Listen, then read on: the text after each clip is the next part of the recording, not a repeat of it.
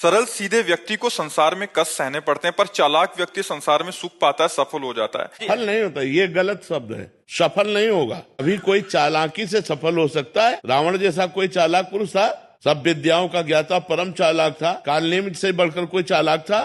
पूरी संजीवनी बूटी जैसी ही द्रोणागिरी में हर औषधि को कर दिया और साधु बनकर बैठ गए। हनुमान जी ने मार डाला, राम जी ने रावण को मार डाला, रहा न को कुल रोवन हारा। चालाक पुरुष सफल कैसे हो सकता? नहीं, सीधा सरल पुरुष कष्ट पा सकता है, पर सफल सीधा और सरल सच्चाई पर चलने वाला हो। जैसे धर्मराज युधिष्ठिर बिल्कुल सीधे थे, यहाँ तक इतने सीधे थे कि युद्ध क्षेत्र में कल कौन सी रणनीति है वो जाके दुर्योधन सीधे पूछ लेता था। भ्राताश्री कल कौन सा चक्रव्यूह रचना है वो बता देते थे। इसीलिए भगवान दो बैठक करते थे, एक युधिष्ठिर के साथ और एक युधिष्ठिर से अलग। युधिष्ठिर के साथ जो बैठक की वो चक्रव्यूह रचना ही नहीं होगी, क्योंकि वो दुर्योधन को पता हो। इतने सरल थे कि वो आके पूछ लेते, वो पूरी बात बता देते थे। तो आप देखो विनाश किसका हुआ? चतुर चालाक, जिसके साथ शकुनी, दुशासन, कर्ण, दुर्योधन के साथ इतने चालाकी की हद थे ये लोग। तो क्या ये लोग सफल हुए?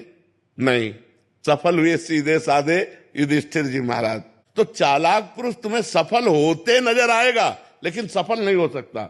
सीधा साधा पुरुष तुम्हें दुख भोगते नजर आएगा, लेकिन वो दुख भोगेगा नहीं, आगे चलकर वही विजय को प्राप्त होगा। थोड़ी यात्रा ऐसी है जिसमें संशय हो सकता है देखकर कि बेईमान, दुष्ट, चालाक, कपटी पुरुष उन्नति को प्राप्त हो रहा है और धर्मात्मा, ईमानदार दुख को प्राप्त हो रहा है। लेकिन परिणाम में जो सही चल रहा है उसका सही परिणाम होगा, और जो गलत चल रहा है उसका गलत परिणाम होगा पक्का।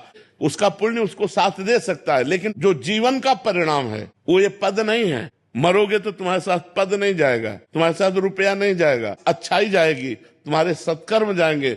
और ये पक्की बात समझ लो, जब आपके आचरणों का, और भगवान ऐसी बुद्धि भ्रष्ट कर देते हैं कि खुला आचरण उसकी गंदगी सामने आ जाती है। आदमी की इज्जत चली गई तो किस योग रह गया? तो ये पक्का समझ लो, अच्छा पुरुष और धर्मात्मा पुरुष दुखी हो सकता है लेकिन हार नहीं सकता। विजय को वही प्राप्त होगा, ये निश्चित बात है। सामने से तो बहुत सुंदर दिखाई दे रहे और पीछे जो पाप कर रहे तो मालिक देख रहा है, उसका हिसाब मालिक करेगा। मालिक की दुकान में है सबका जीवन खाता। पाई भर का भी चूक नहीं होती हमारे मालिक से, एक एक बात का हिसाब होता है। अगर हमने अंगुली भी उठाई है तो उसका भी हिसाब है कि क्यों उठाई और कैसे उठाई। परमात्मा सबको देख रहा है, इसलिए ये मत जानो कि कोई देख नहीं रहा है, हम अच्छाई कर रहे हैं, हमें बुराई पर बुराई मिलती चली जा रही, कोई हमारे देख नहीं। परमात्मा देख रहा है। और जो एक है कि मैं छल कपट बुराई से बढ़ रहा हूं, तो देख लेना तुम नष्ट हो जाओगे।